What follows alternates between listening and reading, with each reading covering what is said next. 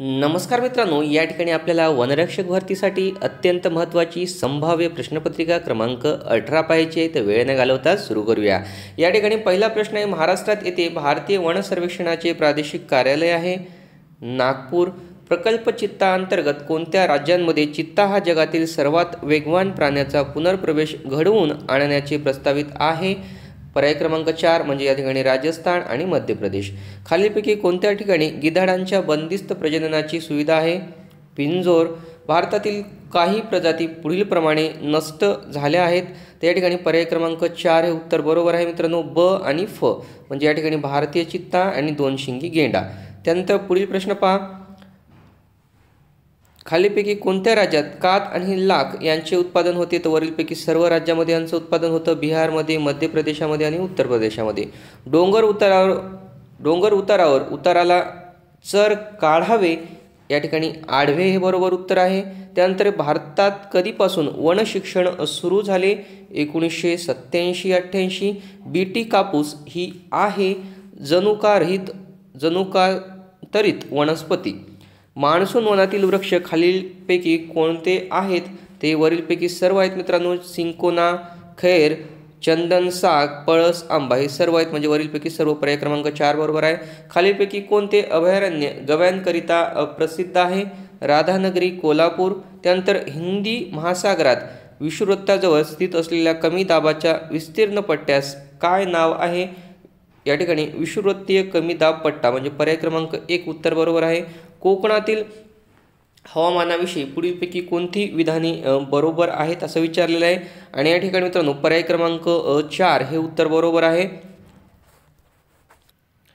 या ठिकाणी मित्रांनो पर्याय क्रमांक 4 म्हणजे दोन्ही या ठिकाणी विधाने बरोबर आहेत. समुद्राच्या सानिध्यामुळे कोकणातील हवामान वर्षभर सम आणि दमट असते.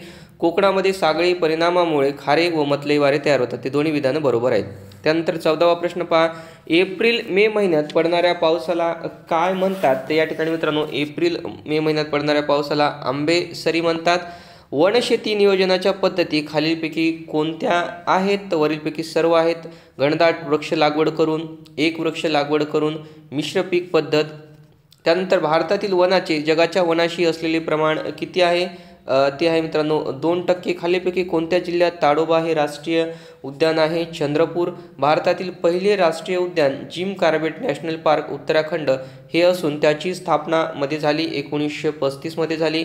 खालीपैकी कोणते अभयारण्य नाशिक विभागात आहे? वरीलपैकी सर्वच आहे. रेहकुरी, कळसुबाई, हरिश्चंद्रगड, नांदूर, मधमेश्वर. त्यानंतर शुद्ध पाण्याचा जैविक प्रदूषणाचा प्राथमिक स्रोत कोणता आहे? या ठिकाणी मित्रांनो मैलाचा सांडपाण्याचा प्रवाह.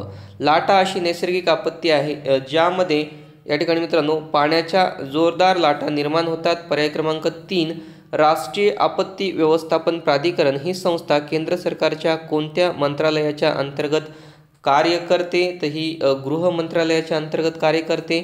त्यानंतर 23वा प्रश्न पहा, गट अ आणि गट ब यांचा आपल्या जोड्या सांगितल्यात योग्य प्रकारे. तर या ठिकाणी पर्याय क्रमांक जो मित्रांनो पहिला आहे तो बरोबर आहे. म्हणजे 1चं व आहे पूर, भरपूर पाऊस आणि पाणी यांचे असमान वितरण. त्यानंतर 2चं व म्हणजे दुष्काळ म्हणजे मित्रांनो या ठिकाणी भूपृष्ठातील खडकांमधून नाही, या ठिकाणी जे दुष्काळ आहे या ठिकाणी दुष्काळाचं येतं निर्धारित वेळेत पाऊस न पडणे हे तर येते मित्रांनो. या ठिकाणी लक्षात ठेवा निर्धारित वेळेस म्हणजे 2चं ए आहेत या ठिकाणी नियमित वेळेत पाऊस न पडणं. त्यानंतर भूकंप म्हणजे र आहे मित्रांनो. या ठिकाणी भूपृष्ठातील खडकांमधून कंपन लहरीच्या जाण्याने निर्माण होणारे कंप. आणि त्यानंतर ज्वालामुखी जो आहे तो आहे या ठिकाणी ल म्हणजे निर्गमद्वार ज्यातून उष्णतेने वितळलेले पदार्थ बाहेर पडतात. त्यानंतर खालीपैकी हरितगृहातील कोणता वायू वातावरणामध्ये खूपच कमी कालावधीपर्यंत राहू शकतो? तर या ठिकाणी तो आहे मित्रांनो मिथेन हा वायू. खालील पर्यायातील देशांच्या एकूण CO2 उत्सर्जनाच्या संबंधात योग्य क्रम कोणता? तर या ठिकाणी योग्य क्रम मित्रांनो पर्याय क्रमांक 2 येतो. लक्षात ठेवा सगळ्यात कमी उत्सर्जन रशिया करतो, त्याच्यापेक्षा जास्त भारत, त्याच्यापेक्षा जास्त USA म्हणजे अमेरिका आणि सगळ्यात जास्त चीनमध्ये होतं याचं CO2चं उत्सर्जन. त्यानंतर पुढील प्रश्न पहा, गट अ आणि गट ब जोड्या योग्य लावायला सांगितलेल्या आहेत. या ठिकाणी सुद्धा उत्तर येतं ते पर्याय क्रमांक मित्रांनो 2 म्हणजे 1चं व आहे. जागतिक आरोग्य दिन 7 एप्रिलला साजरा केला जातो. जागतिक लोकसंख्या दिन 11 जुलैला साजरा केला जातो. जागतिक ओझोन दिन या ठिकाणी मित्रांनो 16 सप्टेंबरला साजरा केला जातो. जागतिक एड्स दिन हा 1 डिसेंबरला साजरा केला जातो.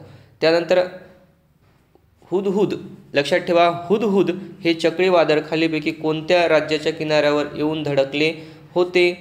आंध्र प्रदेश. त्यानंतर खालीपैकी कोणता नूतनीकरण नैसर्गिक स्रोत नाही? मीठ.